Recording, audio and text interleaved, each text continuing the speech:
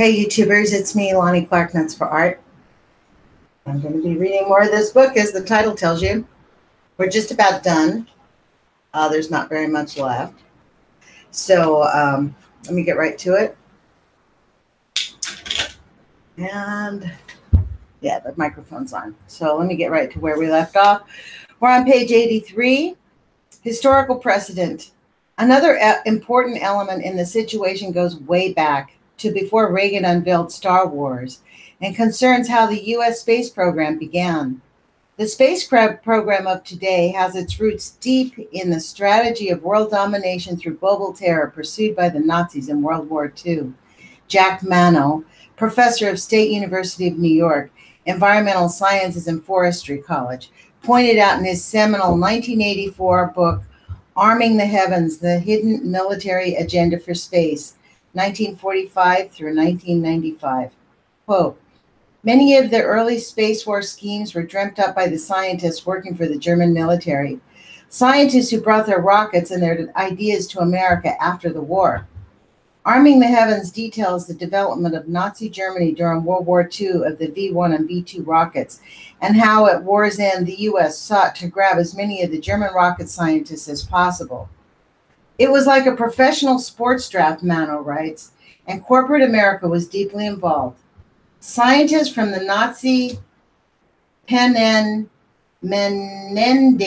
Rocket Center, P-E-N-E-N-E-M-U-E-N-D-E. So if any of you know how to say that, put it in the comments, like phonetically. The Nazi Peenemünde Rocket Center were turned over for interrogation to Richard Porter, who was in Germany representing General Electric Corporation. The scientists from Nazi Germany were turned over to General Electric.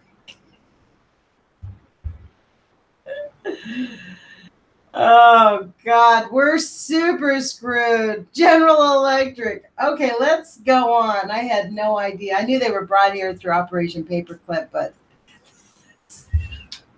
minor detail. Back to the book. Okay. And corporate America was deeply involved. Many scientists from the Nazi Peenemünde Rocket Center were turned over for interrogation to Richard Porter, who was in Germany representing the General Electric Corporation, which held the Army contract for the first long-range ballistic missile under development in the United States. In the end, the U.S., quote, adopted nearly 1,000 German military scientists, many of whom later rose to positions of power in the U.S. military, NASA, and aerospace industry, unquote. Wernher von Braun and his two V-2 colleagues began working on rockets for the U.S. Army. They soon launched at White Sands Proving Ground in New Mexico the world's first Stage 2 rockets, always using a salvaged V-2 as the first stage. What's that on my face? Using a salvage V-2 as the first stage and a smaller boost rocket that fired when the rocket first burnt out, Mano relates.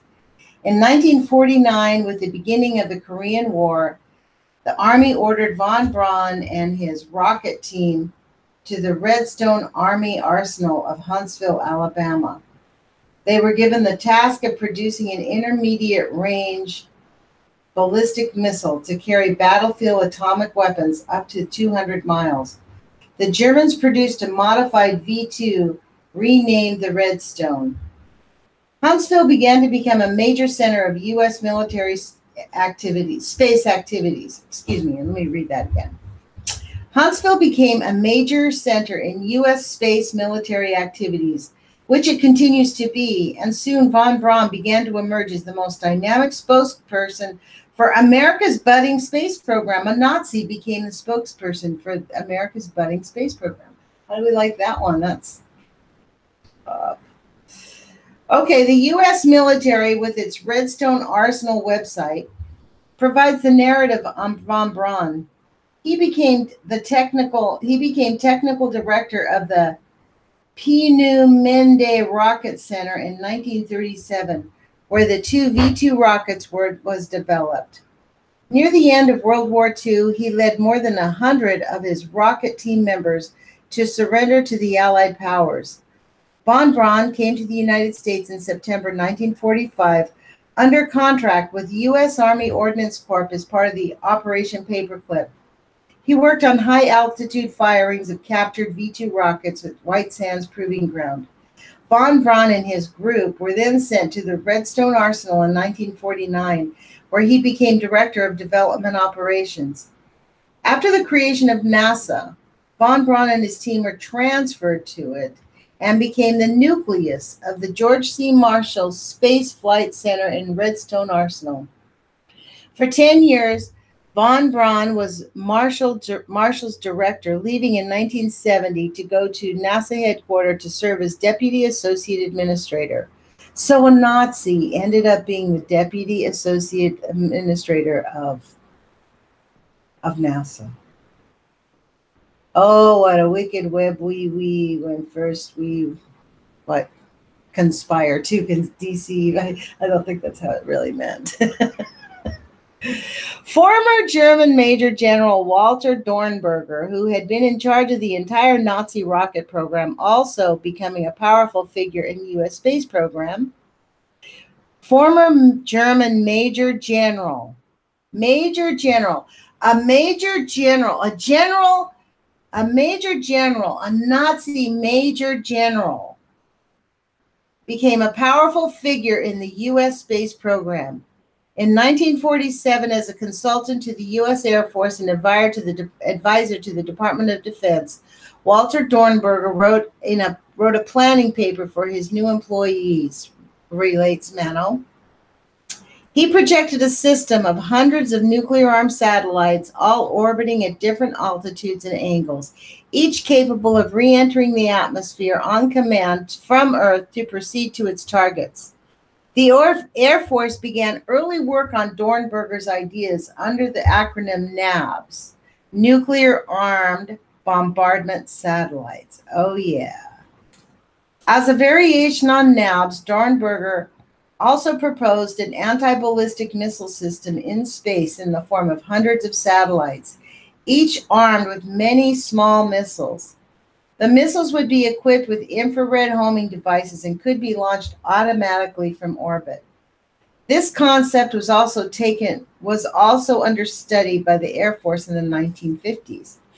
Labeled BAMBI, Ballistic Missile Boost Intercept, was an idea that would reappear in the space war dreams of the Reagan administration in 1983.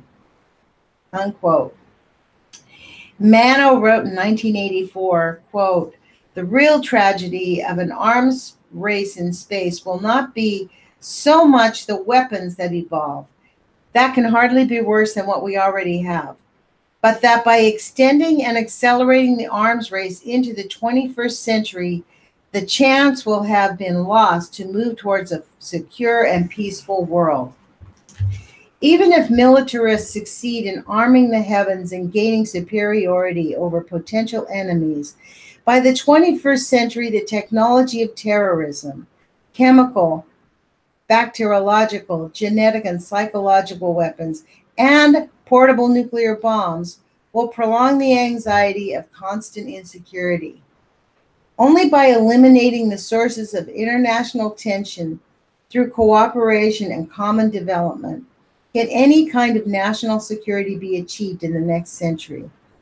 Space, an intrinsically international environment, could provide the opportunity for the beginnings of such development. Now is the 21st century and I'm going to say that again. I read the sentence wrong. It is now the 21st century. And Mano was saying from his home in Syracuse that in the past as today, control over the earth is what those who want to weaponize space chiefly want. The Nazi scientists are an important historical and technical link, and also an ideological link, he said. As to claims of space warfare being defensive, from how Reagan characterized his Star Wars plans as a shield to the appellation missile defense today, it's all a smokescreen. The aim is to put all the pieces together and have the capacity to carry out global warfare, including weapon systems that reside in space. A new element behind Star Wars is the development of a global economy and what it deemed a need by those promoting it to have control over the process of globalization. The next subtitle is Globalization and Control, and I think I am going to end there. We're really at the end, and I think maybe the next reading, maybe 2 more readings. I don't like to read more than 15 minutes here. I think it gets boring. Anyways, the wrong glasses. I'm sitting here grabbing for glasses. Soon I'll have new glasses. Yippee. So anyways, thanks for listening, you guys. We're just about done. I'm going to actually do a new podcast as soon as this one is over because I really am dying to talk to my YouTube viewers. So put your courage feet on, you guys. I'm going to end here, and we'll talk to you soon. We're just about finished. I'm going to jump back on in a minute. So talk to you in a minute. Ciao.